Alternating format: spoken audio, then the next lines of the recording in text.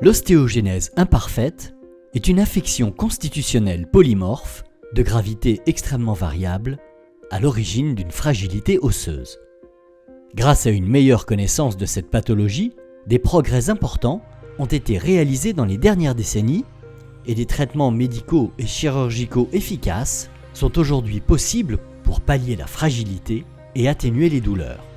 Malgré ces progrès, l'ostéogenèse imparfaite n'est pas aujourd'hui guérissable et reste l'affection de toute une vie.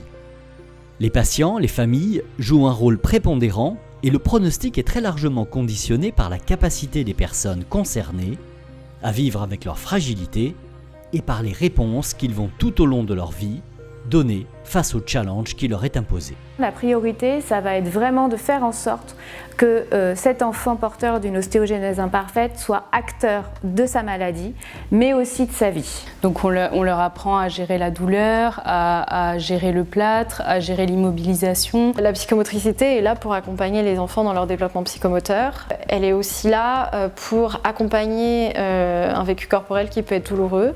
Donc ça passe notamment par des médiateurs corporels comme la relaxation, l'hypnoanalgésie. On les accompagne pour qu'ils prennent confiance en eux. Après, il y a toute une partie de chirurgie. C'est vrai qu'à force des fractures répétées, on a des membres qui se déforment. Et donc on va les accompagner avant les opérations pour les renforcer, pour les immobiliser dans des conditions correctes, parce que c'est des plâtres assez imposants qui vont des fois du pied jusqu'au bassin. Et donc après, une fois qu'ils seront consolidés et qu'on pourra les sortir du plâtre, on va être là pour les refaire bouger, reprendre confiance en eux et surtout qu'ils continuent à avancer et pas qu'ils se fragilisent au fur et à mesure des chirurgies et des fractures et qu'ils en fassent de moins en moins. Accompagner ces enfants à prendre confiance dans leur corps, ça passe par les mettre dans des situations d'expérimentation, de mouvement, de mobilisation, où ils vont se rendre compte de ce qu'ils sont capables de faire. Et ça, ils vont aussi pouvoir le montrer aux parents, pour que les parents aussi se sentent en confiance d'accompagner leur enfant à bouger et à explorer son environnement pour son épanouissement. On travaille avec les parents, on les accompagne aussi à se rendre compte des compétences de leur enfant, des capacités de leur enfant, pour pouvoir effectivement reproduire ça à la maison dans un cadre sécurisant. Et les enfants ont souvent besoin de nous le montrer d'abord à nous, sous les yeux des parents et sous notre regard, avant de pouvoir le faire à la maison en autonomie. Et qu'à partir du moment où les parents le voient faire dans l'espace de la séance, ils sont capables ensuite de le proposer à l'enfant de manière beaucoup plus sécure et en confiance. C'est une maladie qui cause des fractures, donc les familles, et ça c'est naturel, vont avoir une envie de protéger leur enfant. Mais c'est vrai que des fois, il faut avoir en tête que de vouloir trop protéger, ça va aussi limiter l'enfant dans son autonomie et le limiter aussi dans son épanouissement personnel. Dès que la peur est trop importante ou qu'on sent qu'on n'arrive pas voilà, que c'est trop difficile, il ne faut pas hésiter à se rapprocher des équipes spécialisées et aussi des associations de patients eux-mêmes qui peuvent être vraiment d'un bon soutien, je pense. Cette vidéo est destinée aux personnes atteintes de l'ostéogenèse imparfaite et à tous ceux qui leur sont proches et ou qui les soignent. Le problème principal de l'ostéogenèse imparfaite est un enchaînement de situations contribuant à l'auto-aggravation de la maladie. L'os, fragile, se déforme et se fracture. Les douleurs, la crainte ressentie, l'immobilisation et la perte de motricité qui en résultent vont majorer la fragilité osseuse. À tout âge, le risque est d'être confronté à une auto-aggravation de la maladie.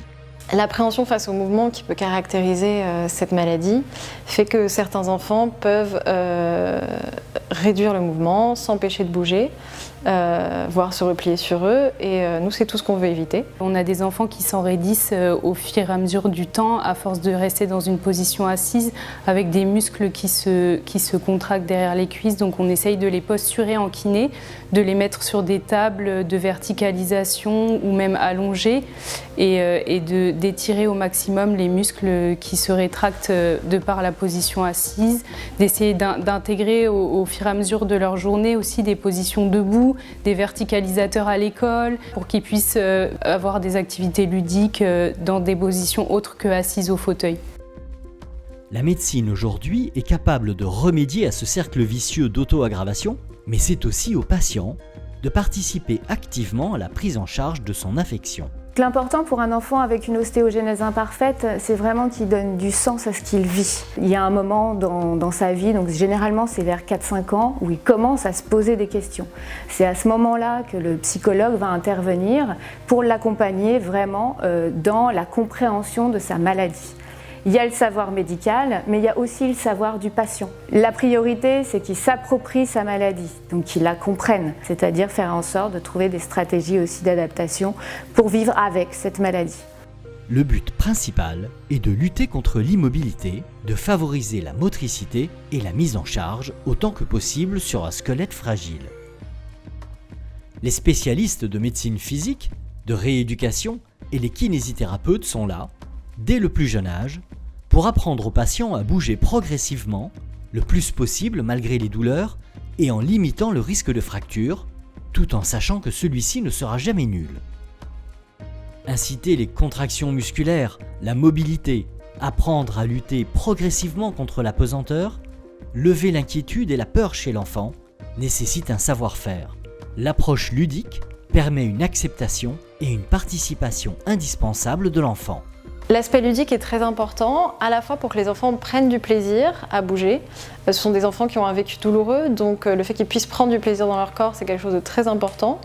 Par ailleurs, le jeu et l'aspect ludique va aussi être une source de motivation très grande chez l'enfant pour l'amener à bouger, presque donc sans s'en rendre compte. Et ça, c'est très important pour nous, d'avoir son adhésion aux soins. Si on n'a pas de plaisir, on n'a pas de motivation, on ne va pas faire l'activité et du coup on va être dans ce cercle vicieux, je ne fais pas, je perds en muscle, du coup je chute plus facilement et je me fracture plus facilement. Donc on est là sur l'envie, ça le motive et du coup il fait l'activité et ça le rend plus fort. L'enjeu dans cette maladie, c'est de trouver un équilibre entre ne pas se mettre dans des situations trop à risque et en même temps bouger suffisamment pour s'épanouir et faire les explorations nécessaires au développement psychomoteur de l'enfant. Dans le cadre du groupe, un enfant peut être amené à progresser plus rapidement, stimulé par les autres enfants qui peuvent par ailleurs avoir acquis d'autres compétences qu'il n'a pas encore. L'imitation va être d'une grande aide pour les accompagner.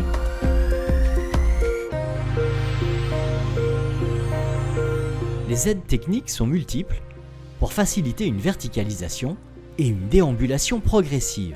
Les appareils de maintien doivent protéger, mais laisser une part de contrainte liée à la pesanteur, aussi importante que possible sur les membres, pour éviter une aggravation de la fragilité. Il est très important d'éviter la position assise permanente, source d'attitude syphotique, de rétraction musculaire et articulaire préjudiciable. De nombreuses aides techniques peuvent être utilisées pour permettre aux enfants et aux autres adultes d'être debout devant une table de travail, avec une mise en appui le plus possible et adaptée à leur fragilité.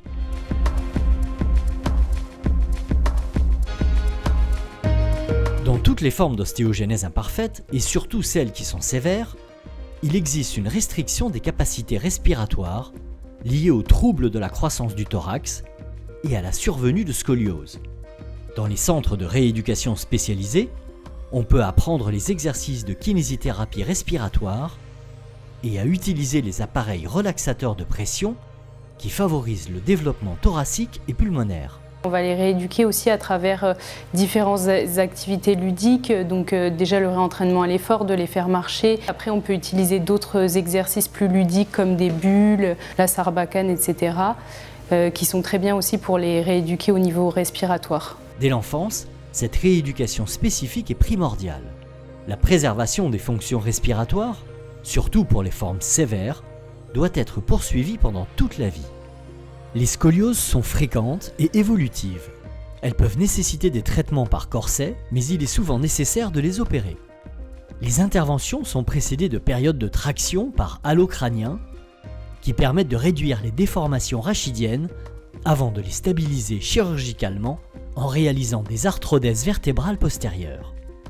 Ces interventions sur la colonne vertébrale protègent de façon efficace le pronostic respiratoire, fonctionnel et finalement vital de ces patients. L'ensemble des soins pré- et post-opératoires est réalisé en centre spécialisé et la prise en charge de rééducation motrice et respiratoire est primordiale pendant toute cette période qui peut être de 4 à 6 mois.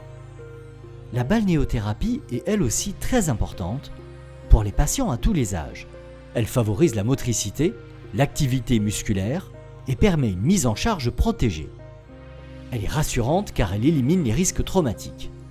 Les jeux, le plaisir dans l'eau sont importants et favorisent l'adhésion de l'enfant craintif à la rééducation. À l'âge adulte, la pratique de la natation, régulière si possible, est hautement bénéfique. Les séjours en centre de soins spécialisés sont utiles après les interventions mais aussi de façon périodique et répétée en fonction de l'évolution de l'affection.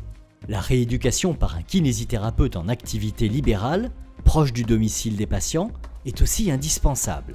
Nous, on a des difficultés à trouver des relais en kinésithérapie en ville, en libéral. On a décidé de mettre en place avec l'hôpital et avec l'association Vaincre la maladie des os de verre des stages de formation pour les kinés libéraux où on leur explique les grands principes de la rééducation de cette maladie. On leur montre des enfants, on leur montre les activités qu'on fait avec eux dans le but de les rassurer et qu'on puisse après avoir des relais en ville assez facilement pour ces enfants. Cette rééducation nécessite une connaissance de cette pathologie et un savoir-faire. Il faut donc mettre en place toutes les possibilités de communication et d'information entre les divers soignants et avec les patients pour assurer une prise en charge adaptée, coordonnée et pérenne. Enfants ou adultes, les sujets concernés par l'ostéogenèse imparfaite ont la nécessité de maintenir très régulièrement une activité physique. Ils doivent s'astreindre à une autorééducation quotidienne, pour les plus jeunes sous la surveillance et l'aide de leurs parents. On essaye de leur apprendre des programmes d'autorééducation qu'ils peuvent refaire à la maison. Donc c'est des mouvements tout simples, même assis sur une chaise ou debout, en fonction du niveau de l'enfant.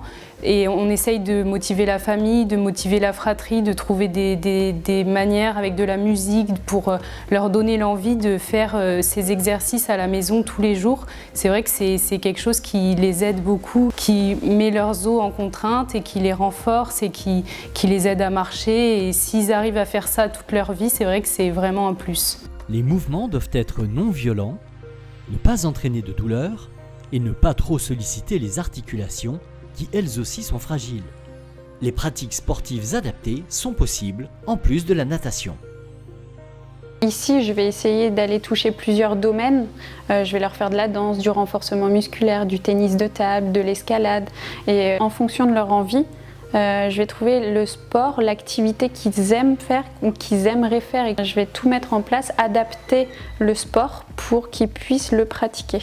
Et après, en fonction de leur dire, de leur envie, c'est à moi d'aller chercher vers l'extérieur ce qui peut se faire. Tous les éducateurs sportifs à l'extérieur ne sont pas formés, mais moi, mon but, c'est d'aller les former, si besoin, d'aller accompagner l'enfant sur une séance à l'extérieur, par exemple, et vraiment de donner les clés aussi à l'éducateur qui le prendra en charge.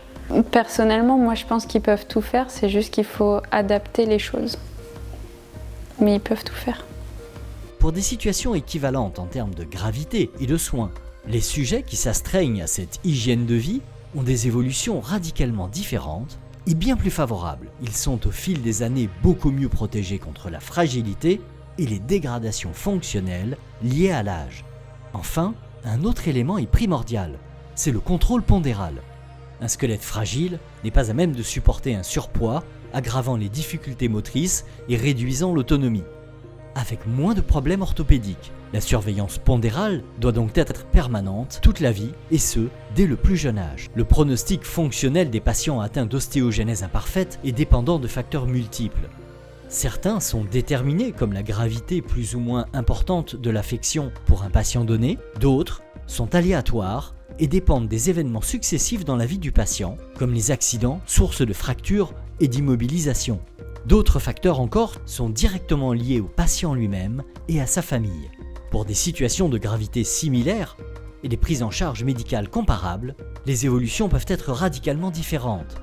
L'attitude initiale de la famille face à la maladie de l'enfant, sa capacité à surmonter les difficultés, à encourager ses acquisitions et à apprendre les soins nécessaires sont déterminantes pour l'avenir. L'ostéogenèse imparfaite est une maladie de toute la vie et quels que soient les progrès actuels, elle n'est pas guérissable, même si on peut très légitimement espérer d'importants progrès à venir. Aujourd'hui, le patient atteint d'ostéogenèse imparfaite est son premier soignant. Il doit s'informer, apprendre à gérer sa maladie, se tenir en bonne condition physique, supporter les périodes difficiles et les douleurs inhérentes à cette pathologie. Enfin, il est très important de rappeler le caractère primordial de la formation intellectuelle dès le jeune âge. La qualité de vie du patient atteint d'ostéogenèse imparfaite en dépend largement. L'association Vaincre la maladie des os de verre œuvre au financement de la recherche et à l'accompagnement des patients à travers notamment la formation des soignants aux particularités de cette maladie rare.